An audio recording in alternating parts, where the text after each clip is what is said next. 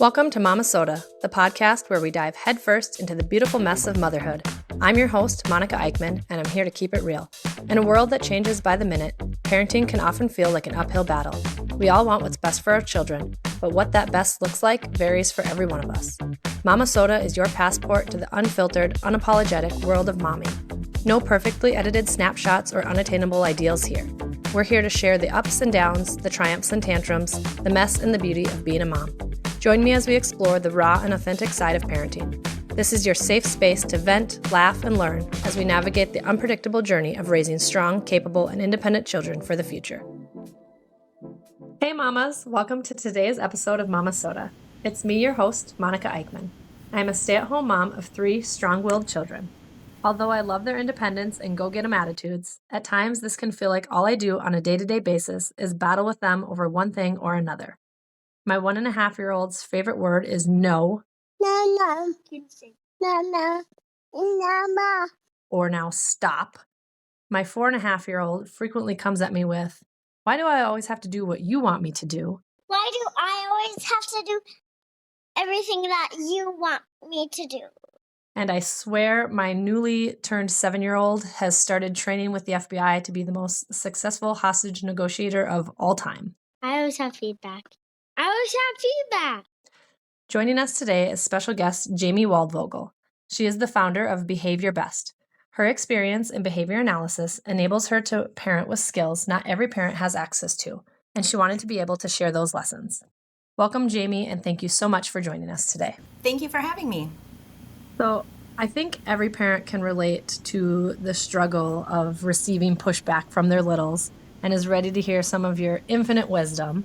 But let's get to know you a bit more first. So tell us about you and your family. Yeah, and so I am a mom of 2 amazing sons. They're 9 and 13 now, and so I started Behavior Best when my oldest was, just fresh out the womb, maternity leave, thinking, how could I possibly leave him all day? I just want to be with him more.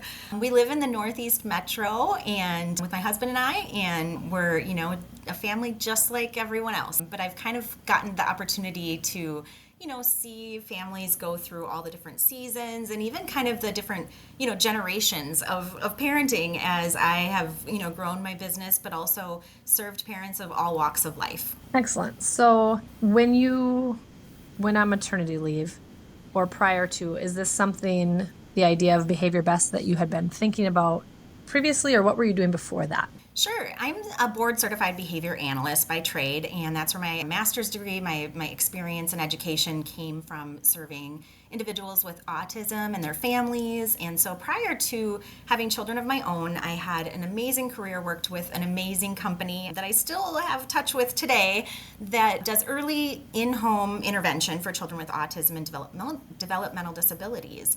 And so at that time, I, was covering the whole North Metro, all the way even to St. Cloud twice a week for this company. And primarily my job was supervising our entry-level therapists and training them, writing treatment plans, making sure children were making progress with their goals, but also parent training was a huge component of my duty.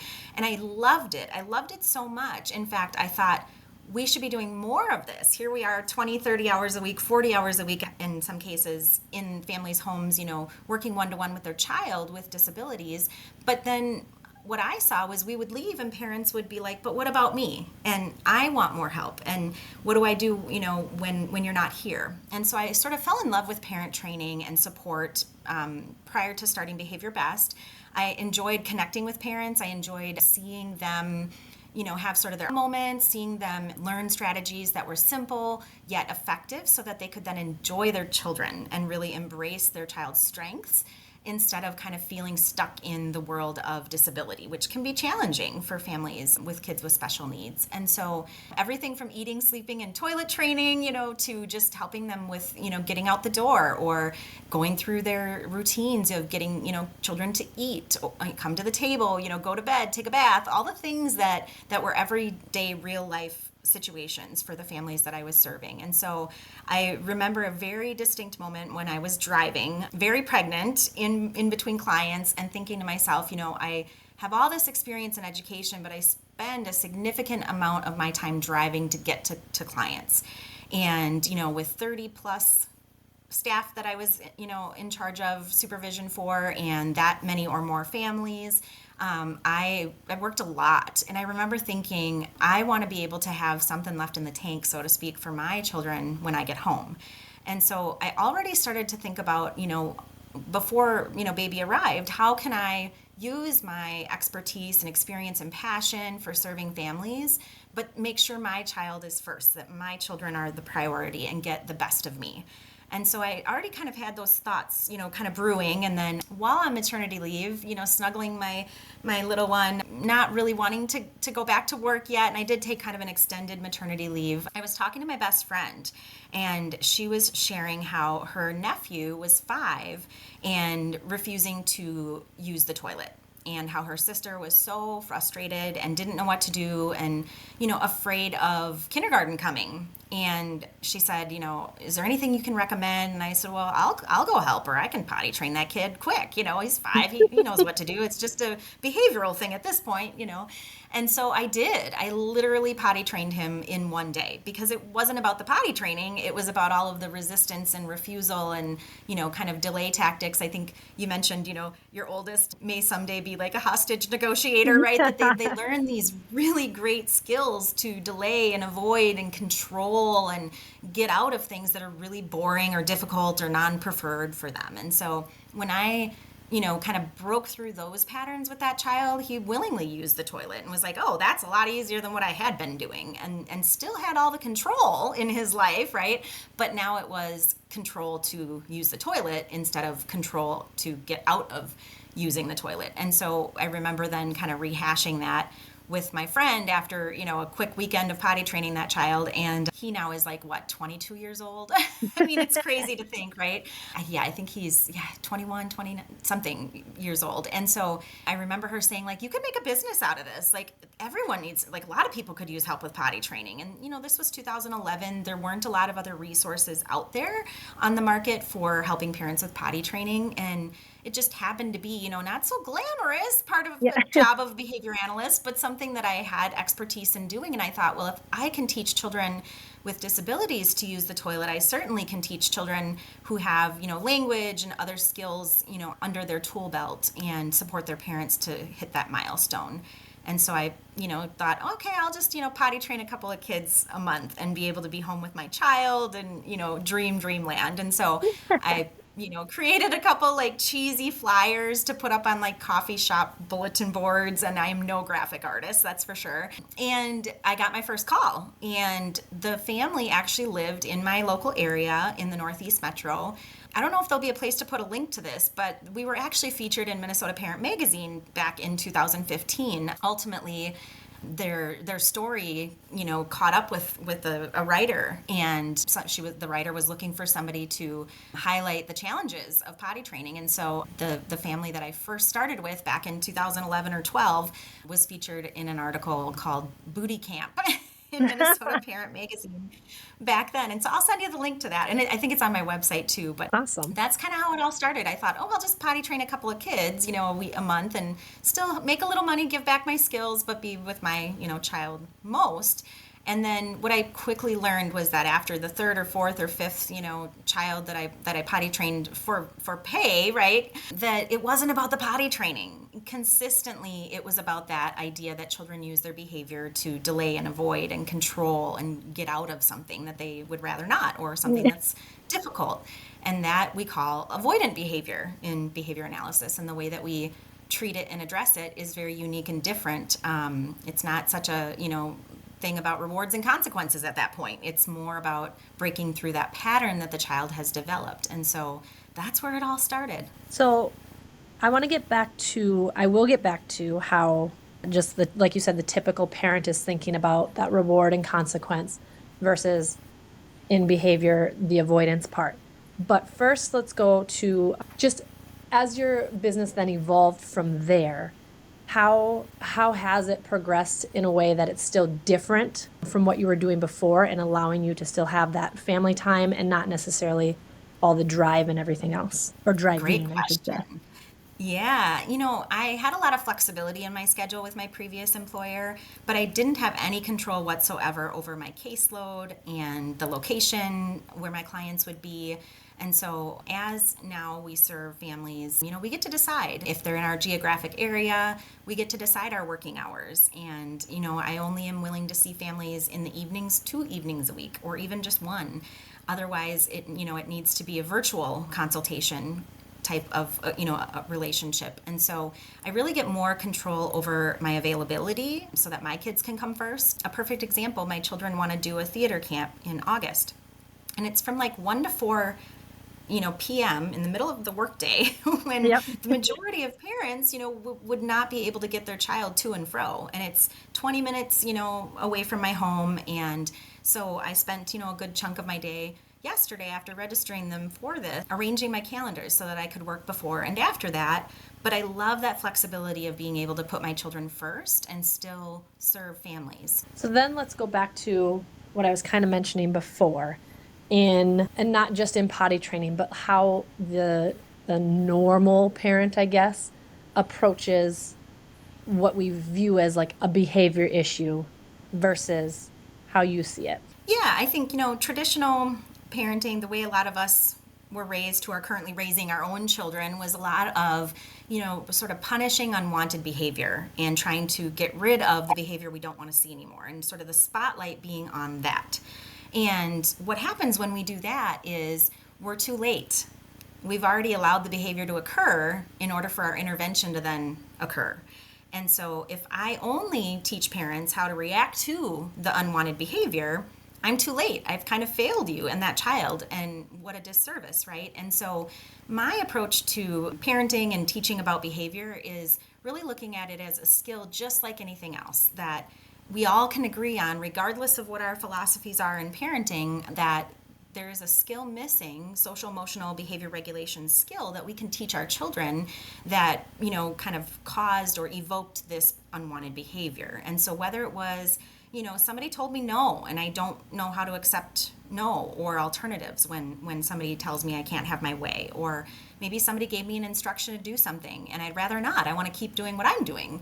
Maybe a child took a toy from me. Whatever that trigger is, that tells me a skill that I need to teach the child. What other knee-jerk reaction do I want to teach that child?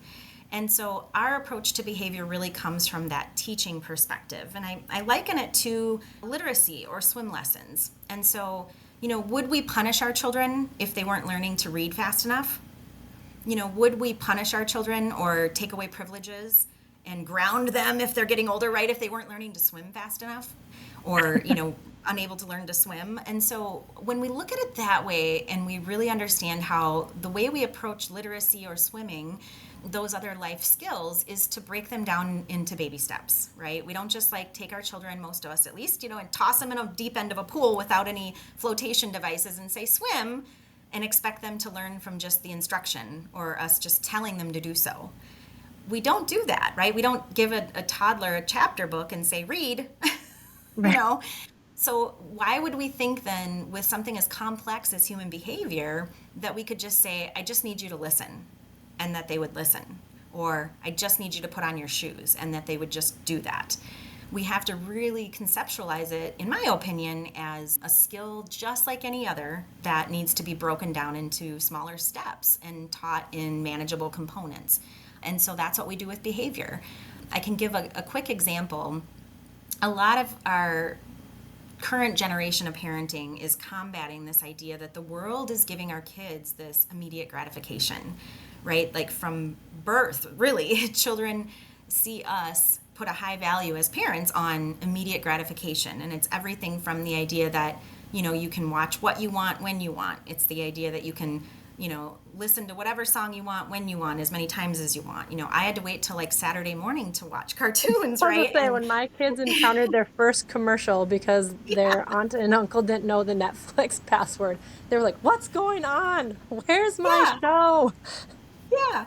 And so I think that we want our kids, first of all, that whole concept of we're breeding a generation of impulsive, behavior, essentially, from just the world we're raising our kids in. And so one of the skills that I wish I could get into every American household to teach is to teach kids how to wait for things. And so instead of just telling them, like, I need you to wait, and that not working and then getting frustrated, that's our usual teaching strategy, right? Is to just tell them the expectation and then expect it to translate, into behavior change.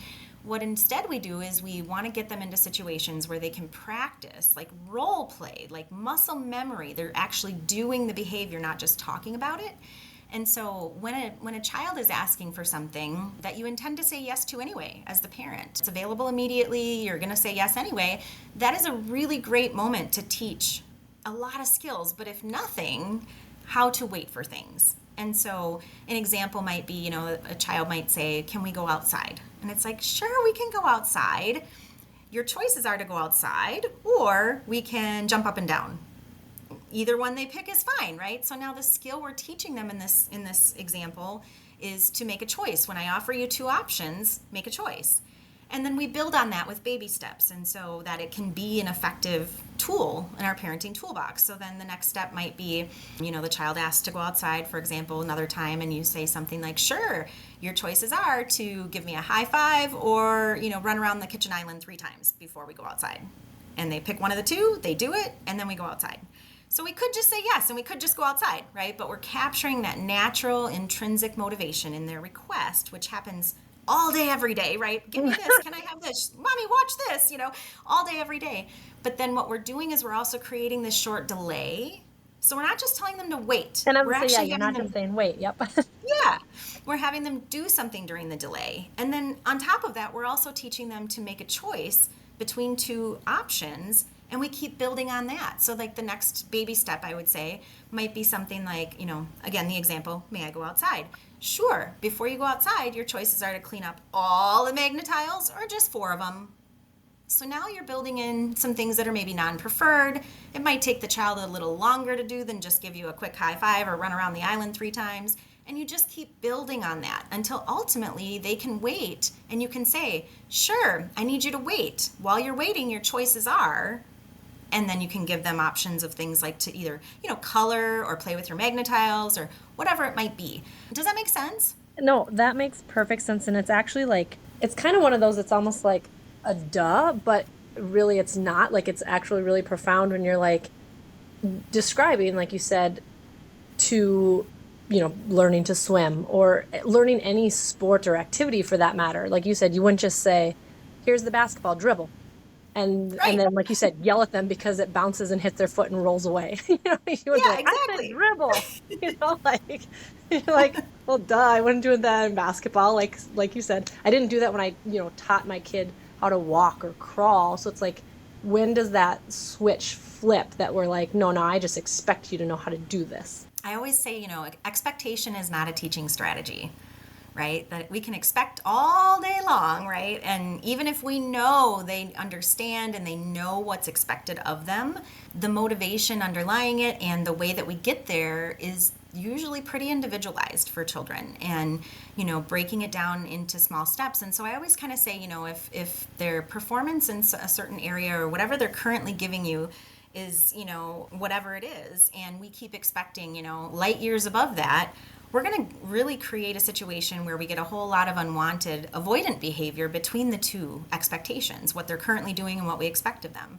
So our approach is really to just meet them right where they're at and build off of that, baseline, wherever they're at, whatever their current level of performance is with waiting or with listening or, being able to calm down after they're upset, whatever that skill is we want to teach them.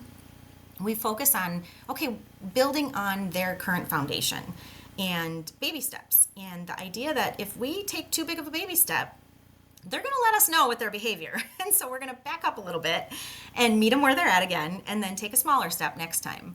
But it's the same thing we would do with literacy, right? If we're noticing a child is struggling with a certain concept in literacy, a teacher is going to troubleshoot and break that down smaller for that child, give that child more practice when they're at their best, when they're able to learn. And so that's exactly what we do with behavior. And so to your point, it also, it seems so simple, and that's what I love about what I do. Is I've been blessed with this gift to sort of translate the science of behavior analysis into a way that makes sense for most parents, right? That we can all find those little moments throughout the day.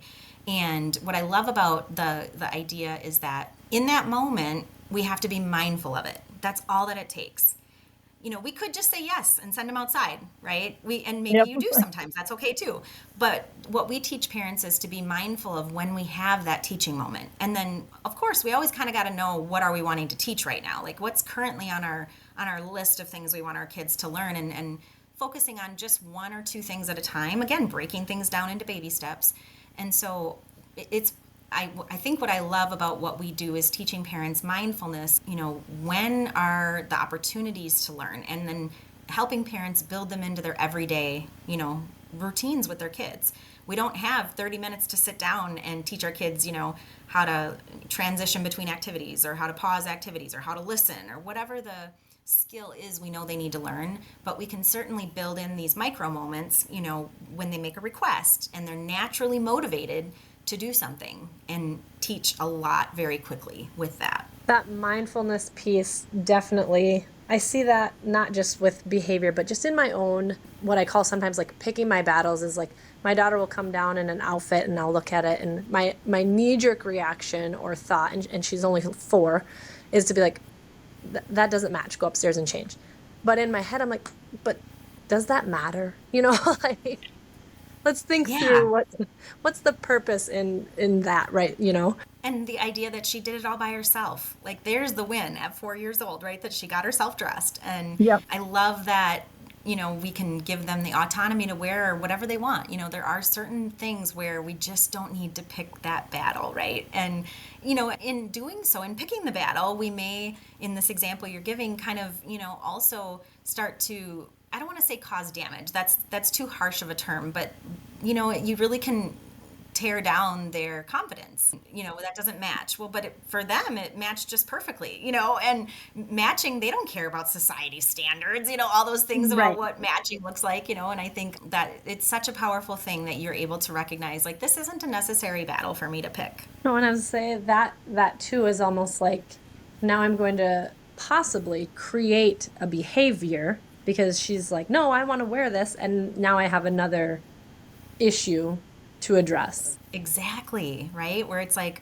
we have enough to address without even trying. Let's not create one. So looking also at the example you were given with working on like the waiting and the patience of our child going outside, or whatever it is we're using, do you find benefit or detriment in, or does it depend on the age maybe, in combining like talking through like why, I guess, like explaining to them like we're waiting or working on patience, or talking about that at all? Oh, it's a great question. Yes. And so one of the ways that we support families is helping them understand, when do I have a teaching moment? And if we know something is a stressor to our child, like having to wait for something, if waiting results in tantrums or yelling or screaming or crying or protests or whatever, or being told, no, you can't have that, or you can't have your way. If we already know that that is a pattern and it's resulting in unwanted behavior, we want to get ahead of that. And so in doing so, we can really work on this as a teaching moment to be preventative. And so in this example, waiting for things, if we work on it when they're at their best, when their brain is in a position to learn, I call that when their light switch is on. On our website, there's a free video, and it's all about this fight, flight, freeze, no more. Pretend you are a light switch. And it's just a concept that I coined, decades ago in serving families after having served adults with head injury or traumatic brain injury in graduate school. I learned a lot about that brain of ours and how to, respect the protective mechanisms that are there for our children. And so when our children are at their best, when their light switch is on, I say, is when we should be teaching. When their light switch is off, it just means they reach the limits of their skills, and the brain protectively, actively is blocking most sensory input to protect them. And so any kind of talking and reasoning and explaining and things like that could become like what the brain might perceive as a threat. And so in the moment when a child is upset, I try to minimize talking and reasoning and explaining and all of that to help get their light switch back on in a de-escalation kind of mode.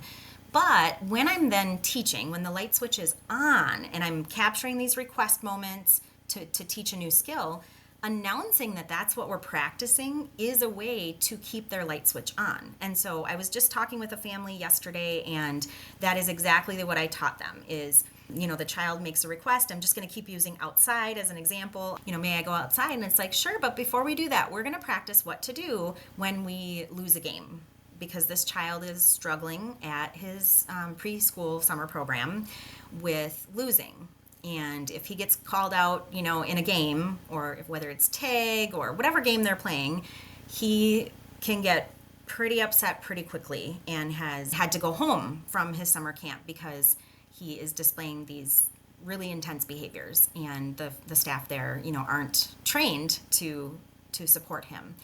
And so we say to the child, sure, we can go outside, but first we're going to practice what to do when we lose. And so all you have to do is, you could put your hands on your hips, or you could cross your arms across your chest, and you can say like, rematch, with a big smile on your face. Or you could say like, I'll get you next time, and then walk away and sit on the bench. Whatever it is that you want them to say and do. And I always try to add that smile in there, because if the smile is happening, you're likely that the light switch is staying on, which is important to learn. It's like the brain can actually absorb the learning when the light switch stays on. So if we give our kids that heads up, that forecast, that announcement of like, hey, this is what we're practicing, the light switch is more likely to stay. And therefore, the brain is actually able to receive that teaching moment, as opposed to if out of left field, we just start making them wait for things when they didn't have to wait before, or we make them wait too long, or we don't use those baby steps that I described. You're probably just going to find yourself, experiencing the unwanted behavior. And so as a first step, that announcement is a really effective teaching strategy. But then the goal would be, once the child is now showing you this new knee-jerk reaction to that stressor, and you're role-playing it, you're actually like in this case, they would toss the ball at him, and, like in dodgeball, for example, and it would hit him, and they'd be like, you're out. And then he would smile and say, rematch, or I'll get you next time, as he's walking over to sit on a chair in the yard. So they're actually creating the trigger. They're cueing him to use the new knee-jerk reaction that they need him to use, that's, not hitting his friends, not tipping furniture or breaking things or whatever it might be. And then they're also like, okay, great, now let's go play. Like whatever the request was, they're quickly honoring that. And what happens when we do that is the brain, that muscle memory is forming. And it's different than just talking about it.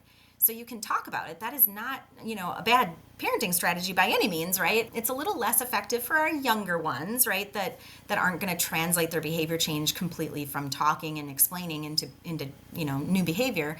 But we got to go beyond that into the actual practice, role play, create that opportunity for the child to do the behavior, not just talk about it. And I think about it this way, that if in the real moment on the playground, when they're playing dodgeball, there's no adults immediately right by them to cue them to use that new knee-jerk reaction, do we want them talking about their behavior? Like, how many times have you had a conversation with your child and they can tell you exactly what they should do better next time, right? When their light switch is on after the fact. And, they can feed you exactly what they should be doing, but then 10 minutes later you see the behavior again, right? Yep. That's why the practice is so important, because they don't immediately translate from talking about it, which is not a skill they need to have in the moment of the real situation. They need to actually just do it. And that's the part that we need to focus on in terms of our teaching. And that's what's unique about our approach to parenting. Well, I love even in this example with talking about the behavior that's wanted and practicing the behavior that's wanted, it's still like an under 5-minute scenario, like probably even under 2 minutes, so Yes. It's not something where the kid, again, like you said, you're going to turn that light switch off, because when you tell them you want to practice a behavior or talk about a behavior, they're getting upset right away, because they're like, okay, here goes 15 minutes of me still not getting to do what I want to do. Right. Yep. So then, with just kind of jumping from there, I know a big thing for parents and challenge can be in public settings, I think twofold, just because one, both on the parent and the child, there's an audience, and two, just because there's that transition step where you're not in necessarily always a familiar setting. What are some common challenges that you see with parents in managing behaviors in the public settings? Yes, and it's interesting that a lot of parents will come to me and say, I was managing things just fine when the behaviors were only happening at home. But then I started to notice them when we were out in the community or at a family member's home or a friend's house or at soccer or whatever it might be. And that's when I reached out for support. Or that's when I found, your website or whatever it is. And so what I always want parents to, look at the situation in public is, yes, the court of public opinion is, really hard for us as parents. And, Yep. Even as an expert, I would never offer unsolicited advice to a parent in public or somebody I don't know. And so what we focus on are two things: prevention, meaning what is it that's preventing the success in the community? What are those triggers that I talked about earlier? Is it the transition? Is it you're in Target and they don't accept no for an answer? Is it that they start to get goofy and, we're not able to get them to calm down? Like, what is it? The listening part, what is that trigger? And in the community is not where we're going to teach that. In that real moment of needing to leave the playground or whatever, the community's situation is, that's not the teaching moment.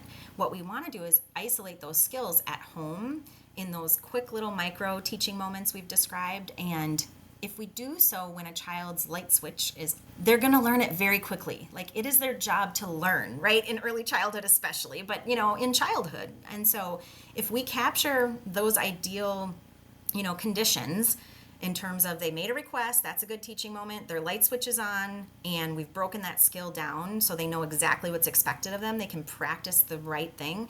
It's just going to be a few opportunities for most children that they're going to start translating that to the real situation in the community. So prevention is key, right? Once you are experiencing a pattern where you're like, oh man, every time I leave the playground, I've got this big battle. I don't want to come here anymore, or you've noticed, okay, this is the second or third time this happened. I now know a pattern is there. I'm going to look at how I can prevent it. And that usually means, what am I going to teach? What skill do I need them to have? And how do I isolate that skill at home in, the comfort and the non-rush or time-based, setting that we have at home? But also then, what do I do in that moment? How do I react to it? How do I support my child? And so we have a program, it's called How to De-Escalate Your Escalated Child. And it's a digital program that I created because I found myself in most introductory consultations with families describing to them how to use effective de-escalation strategies. I thought, this is something I could get to more families and, then use the time when I have a family one-on-one to talk about the prevention and the teaching and individualize things that way. So in that de-escalation digital program, what I teach parents to do is respect that light switch of the child. And so if their light switch is already off, right, it's too late. Like we did everything we tried to prevent, and, we gave them warnings of, hey, we're going to leave the park soon, or, all of those things, and they're still upset. The first thing that I tell parents to do is stop talking. Stop trying to reason with your child. Stop trying to explain or convince them to behave. In that moment, the brain perceives all of that talking as a threat.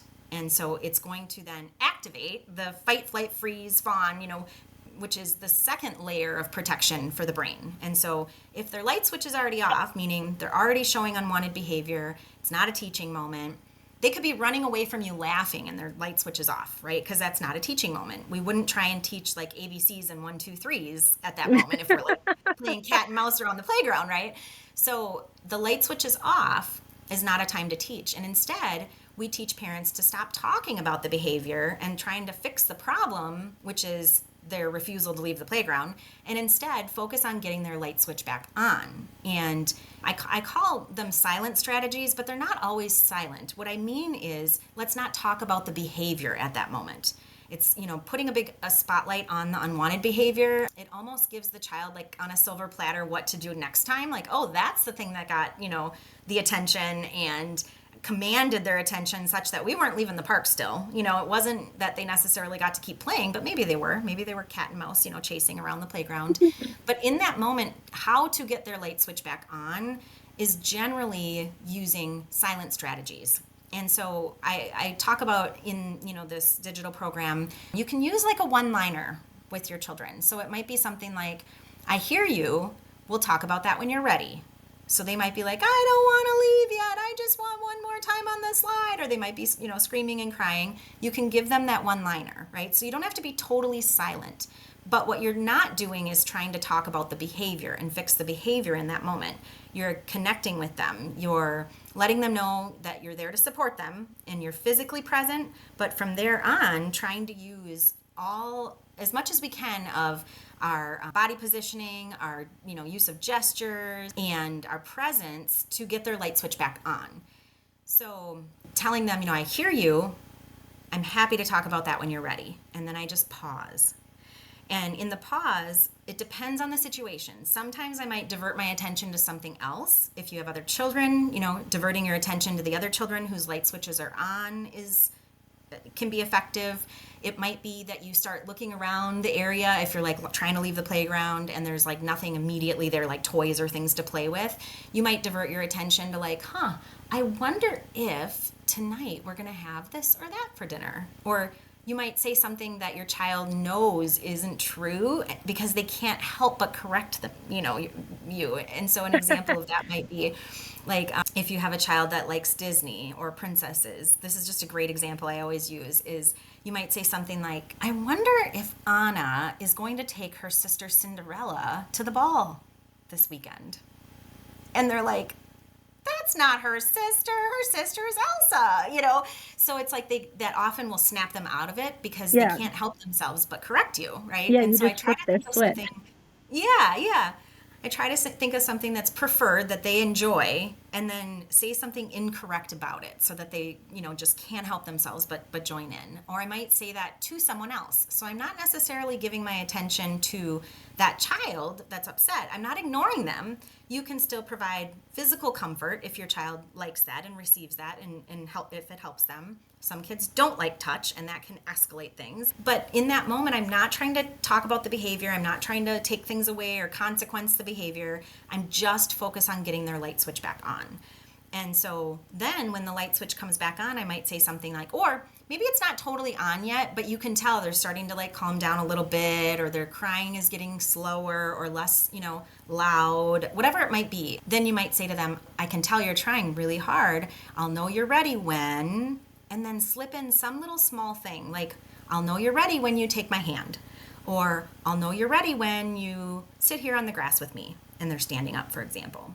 So, obviously sometimes you just got to do what you got to do. If you're in a rush to leave the playground and you just got to get, in the car, there's going to be times you can't do all of these strategies, but the more often you use these silent de-escalation strategies that I talk about in this digital program, what happens is you're actually teaching your child behavior regulation. You're supporting them to calm down without saying, calm down, right? Like it goes back to what we said earlier, right? That, you don't just say like, I need you to swim and then toss them in a pool, right? Same thing. We can't just say to our kids, I need you to calm down, and they'll calm down. Like even as an adult, how many times have you calmed down when somebody said like, calm down when you're upset? It just makes you more mad. Yes, exactly. So we minimize talking. We use, a couple one-liners. We might use some wondering out loud. We might use what I call silent checks then to confirm their light switches back on. So if you walk near them and they run away from you, if you're heading in their direction, that tells me their light switch is not back on yet. So then you might shift gears to giving attention to, or making, attention to the other children at the playground, or your other children, or doing something that they think is fun and interesting that, sort of lures them, if you will, back to you. But in that moment, we're not trying to sort of fix the problem of the transition away from the playground. We're just trying to get their light switch back on. And so I talk in that digital program about silent checks. And so if a child, I'll give you an example. I was speaking with a family yesterday, and their child had gotten upset during a pool play date, and then that just kind of continued to fizzle throughout the whole play date. And ultimately the child kind of ran away and hid behind a couch.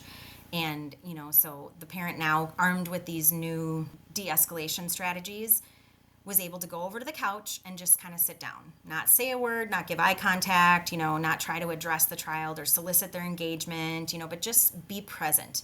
And if the presence then doesn't escalate the situation further, it's like there's silent check one, right? Now they didn't run away or they didn't scream at me or yell at me. And then the next step might be that they move a little closer to the child. And now if that didn't escalate, it's like, okay, good. There's step two, check, silent check two. If you do a few of these silent checks, again, baby steps, right? Getting closer and closer to actually like interacting with them, then you can kind of confirm like, I'll know you're ready when, and then you can start talking and engaging where the brain isn't going to perceive that as a threat anymore. So you're sort of like decreasing the threats to the brain, which are, again, a protective mechanism that our kids have, that we all have in our brains, but also then you're giving them the opportunity to calm down.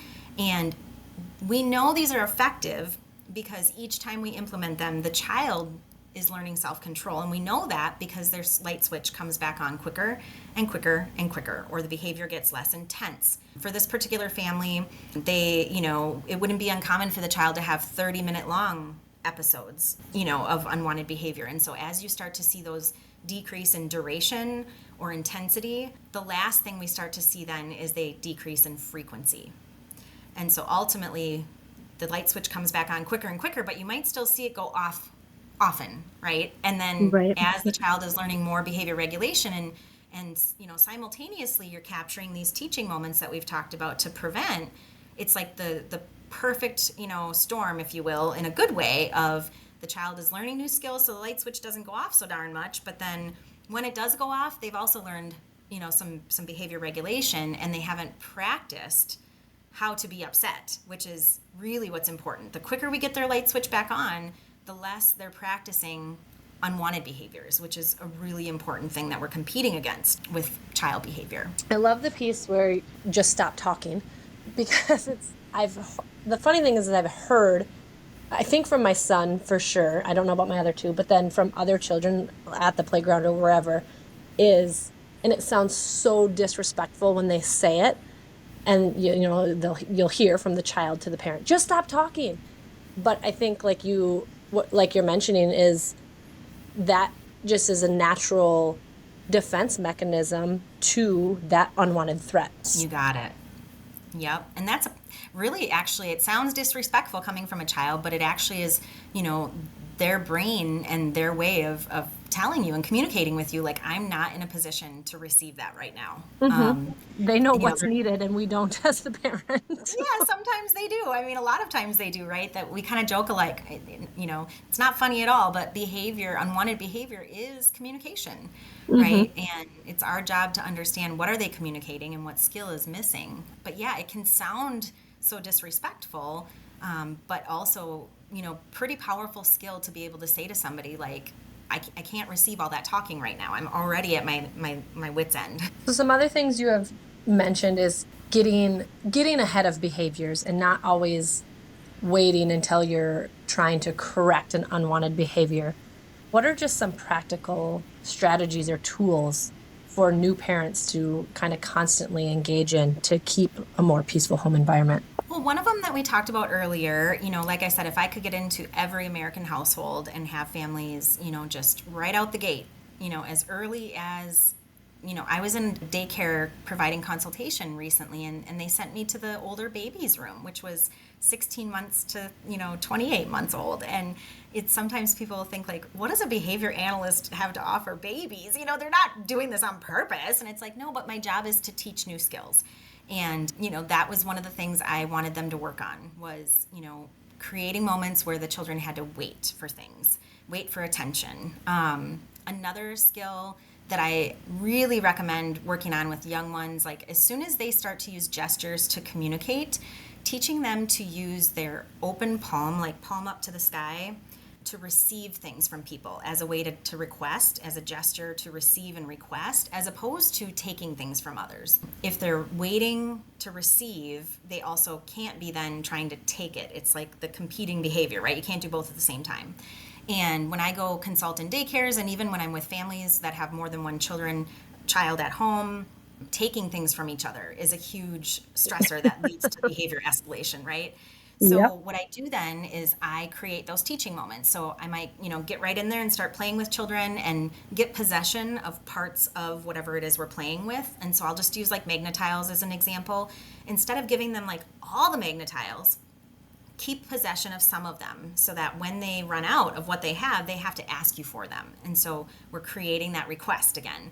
But then when they reach over to try and take it from you, if you've got like the box of them in your lap or you've got some in your hands and they reach to take it, I just sort of intercept that little hand and flip it over. So instead of a take where the palm is down and it's a little more, it feels to the person who's, holding the items that a little bit more, I don't want to say aggressive, but it puts you on the defense when someone's coming at you to take something versus when they're holding their hand out with their palm up to the sky to receive it. And so as early as infancy, when children start to, want things, I teach them to hold their hand out and I model for them. And so as they're like reaching to grab it, I flip their little hand over and I say, you could say, may I have it please? And even if they can't talk yet, they hear me say that over and over and over, right, as the parent or as the teacher. And then I'm like, sure, you can have it. And I place it right in their hands. And the daycare that I was at last week, 2 weeks ago, I think it was, there was other babies like crawling over from left field, reaching their hand out because they saw how fun and effective it was, to receive the items. And I'm like, oh, you want one too? Of course you can have one. And boom, right in their hand it goes, right? So that's another great one is early on as they start using gestures to point or, if you see them taking things out of your hands, that's a great skill to teach. Another one is just really noting as a parent how powerful your attention is. That your attention is something that's on your person at all times, right? It can be turned off and on very quickly. You can stop talking, you can be present, but still give attention. And I talk a lot in the free video on my website about using doses, I call it, of attention, because it's literally like preventative medicine to our children. And oftentimes when we have not just, families that have more than one child, but even, families that have just one child, children learn to use unwanted behavior to get our attention. And they learn what gets us to come running quickly, right? And I'm not the parent that says ignore it because they're doing it for attention. We still have to teach, right? It's not a time to ignore. And what will happen is children will actually escalate the situation. They'll up the ante if you start ignoring it, right? So Yep. we don't want to make it worse, So we still would approach them, but when we do so, we approach silently. We first get the light switch back on, right? So reactively, that's what we do. We follow those de-escalation strategies. But then proactively, what I try to teach parents, and I try to still do myself, even to this day with my 9 and 12-year-old, no, he's 13 now, just like a month ago, but I don't want to admit it yet, right? The teen. Yes, I know. I use my attention. I deliver doses of attention at a time that's convenient to me, catching their good behavior, that their on-task behavior. So oftentimes, unfortunately, when their unwanted behavior is happening, they're commanding our attention, and it's often at a time that's terribly inconvenient for us. Right? So it's like the water's about to boil over on the stove, or, we need to get out the door, or, we're just waiting for a phone call, or something happens. But if we can pause what we're doing at a time that's convenient to us and go kind of, check in on the kiddo or kiddos, gauge their level of involvement in that activity. Think about what it is that you do when you do have to come running to put a fire out. Do you redirect? Do you coach them through it? Do you teach them how to share? What is it that you do reactively? And then what I want you to do is proactively assume that they need practice with that when their light switch is on, and in your dose of attention, have that practice. And so in a family's home or even at a daycare, if their, children are playing, I might, join in the play and then create those moments where they ask nicely, for the toy, and I'll say, sure, you can have that, but first let me do this. And I'll do something silly with the toy or play with it for a little bit first, and then I'll give it to them. And then I'll step away. So my dose of attention was practicing waiting and practicing asking for things instead of taking things. And then I step away and I go back to what I'm doing. And so I remember when my children were younger, it was like a challenge for me. How much of my, laundry folding or dishes or whatever it is that I needed to get done, how much of it can I get done before my next dose of attention, while still making sure they're not fighting or screaming or, hitting each other, or whatever might happen if I wait too long. And if we start small, if we work on this in times where we can easily pause our activity. So folding laundry is a really good one, right? You can easily step away. Like nobody's going to get hurt. You know, the laundry isn't, yeah, it might get wrinkled a little bit, whatever. And so, you know, it might be in the beginning, I remember thinking like, how many of these towels can I get folded before then I have to run over and give a quick dose of attention. And in the dose of attention, I was very mindful about what I was teaching. What was it that got me to come, running when I didn't get there in time? And it was usually they were, having an issue over sharing. My boys are about, 3.5 years apart. And so that was something that I knew I needed to work on proactively. So I, would pause my laundry and go in there in the playroom and say something like, hey, remember what we should do if your brother has a toy that you want? All right, let's practice. And then I would practice. And they were like 2 and 5 at the time, or 4 and 7, and we would practice.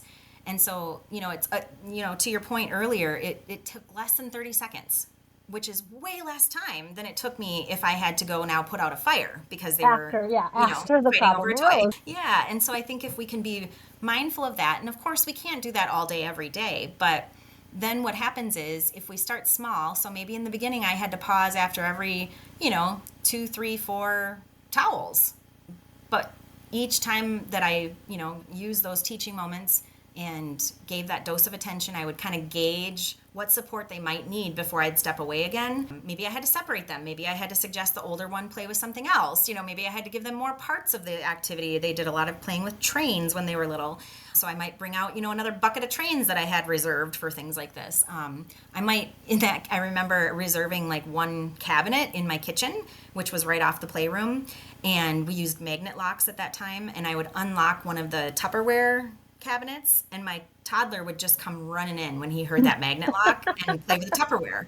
And then I knew they were separated for a while. So a lot of different things you can do in that dose of attention, but essentially you're gauging what is their success likelihood going to be when I step away? What do they need to continue to be successful together playing?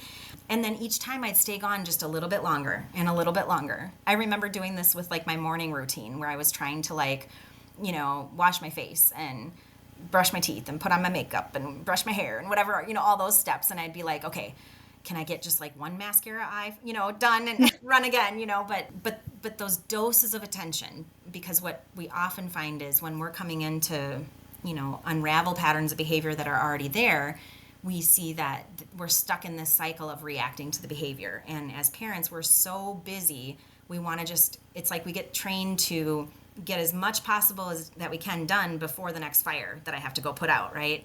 So I would, kind of encourage parents to assume the fires are going to happen and try to get ahead of them and pause the things that you're doing at a time that's convenient to you. Go check in with them, see what they might need to keep being successful. And those little doses are usually 30 seconds or less. It's meant to be short and sweet. Meanwhile, you're also teaching them how to play independently, so they don't always need you right there, right? You're also teaching them how to play parallel, or even, depending on their ages, how to interactively play with each other and manage whatever, troubleshooting or problem solving might come up. Well, as I say, we've talked thoroughly through like all of these behaviors arrive because there's a life skill that they don't have yet. And in teaching, I love that you pointed out, like even with the younger kids, obviously, if we had the skill or had the knowledge, we wouldn't be teaching something. And so it's okay that like they don't grasp everything that you said or all the pieces of it, like you said, when they can't communicate, but you're still using those pieces because eventually, we were out to dinner last night and the server brought over a high chair and my 18-month-old all on her own goes, "Thank you," because it's something that she...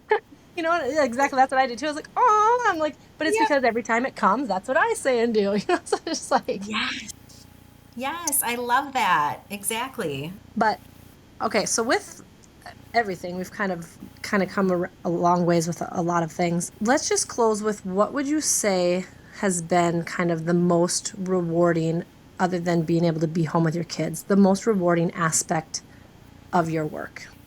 I think living in my purpose, I truly believe that I was gifted a different way of interpreting behavior analysis that is more relatable, that, anybody can benefit from. And in doing so, with every single client we serve, whether I get a text message that says, literally, I got one that said, Houston, we have pooped on the potty. And it's like, yes, because that child, that family was struggling so much with getting that child to poop on the potty. And that was such a stressor to them. It was literally like the thing the parent couldn't fall asleep at night about, or was waking up stressed about. Or so the relief that I, can offer family is when that frustration is gone. And then the peace that I see them, the joy. I remember years ago a family telling me, they were actually both pediatricians, both parents. And when they came to us for support, they said, we should know this. Like, we should understand and how to fix this. And I said, that's true, but it's also hard. It might be true, but it's harder with our own kids, right? Like, it's just harder. And it's okay if we don't have all the answers. And we can all, use help from professionals at times. But I remember their child had some pretty intense aggression, property misuse, and the littlest thing would set that child off. And I want to say at the time he was 7, and then they had a younger one.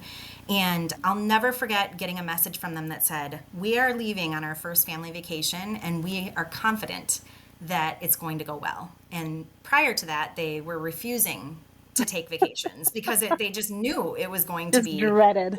Just dreaded, yeah. And so, those stories, every single day, even on the weekends, I get text messages or emails from our clients or even former clients sharing what now they can do with their children, or the joy that they can now, have. And that doesn't mean that there's no unwanted behavior. That would be unrealistic to expect our children to never use unwanted behavior, right? It just means those parents feel confident in the tools that they have.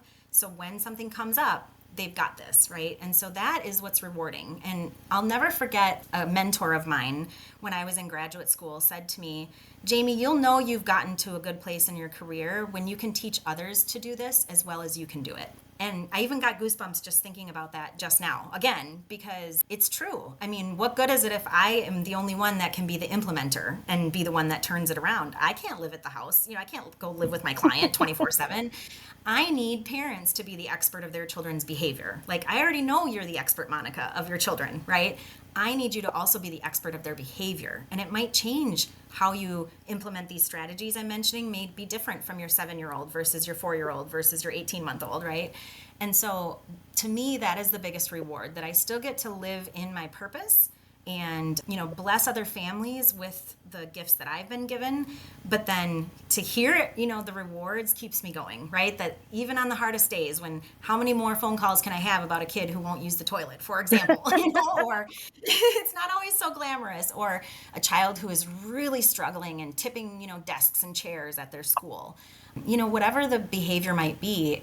And I can, receive the rewards then of knowing that I've got the tools and we can turn these behaviors around, and that the parents then having the tools is the ultimate, cherry on top of the icing on top of the cake, right? Like, that is the end all be all of what we do. And so my team and I, we've joked for years, about we sort of work ourselves out of a job, and that usually wouldn't be a very good business model, right? But in this case, the other thing I want to just mention is when families that have worked with us share us with others. So yesterday I was doing an introductory consultation with a family, and the mom is a pediatrician herself, and she said, I heard about you from one of my patients, a family of 3. And I, usually I'd say, how did you hear about us? And well, now she can't tell me, right, because of confidentiality.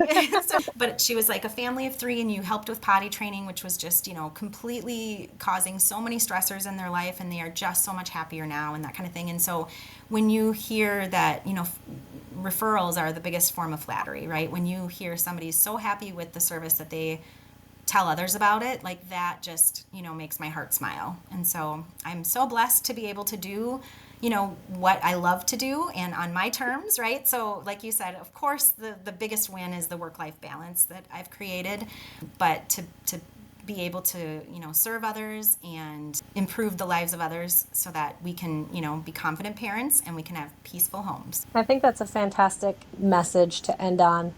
Understanding parenting is hard, but we are, like you said, are an expert of our own children. We're the ones that see them day in and day out. And just like we're teaching them life skills, to give ourselves grace and remember that we're also learning how to parent. Yep. And it doesn't go away. We're always going to be learning how to parent. Even with my expertise in behavioral psychology, I'm definitely am an expert in certain parts of parenting, right? But I don't claim to be an expert in all things parenting. I lean into other experts, especially as we move into the teenage years, because my kids are very well behaved, but I lean into experts to learn about, other things that I need to support them with. And so, yeah, we're not alone. There's experts out there, to help us and guide us, and you are the expert of your child, and it's okay if you might need, to bring in another resource. And I think that's, one of the things that we're really good as parents is being resourceful. And so don't forget that there's resources out there to support you. Well, thank you again, Jamie, so much for sharing what I can tell is just a teeny tip of the iceberg of your expertise. So any mamas listening, for sure, if you've got behavior issues, Jamie's your girl. And then until next time, I guess, just keep doing your best. Yes, exactly. Thank you so much, Monica, for having me. This has been such a fun conversation, and I can hear the little one there joined us too. Yeah, she just decided to get up from her nap. I like it. Perfect timing. Way to go, Yep. little one. Thank you for joining me on this roller coaster of momming right here on Momma-Sota. I hope you enjoyed our candid conversation about all things parenting, where perfection is left at the door and real life takes center stage. Stay tuned for more heartfelt, unfiltered discussions in the next episode. And if you haven't already, don't forget to subscribe, rate, and review Momma-Sota on your favorite podcast platform. Your feedback means the world to us. Until next time, this is Monica Eichman signing off. Keep rocking that mom life, and remember, you've got this.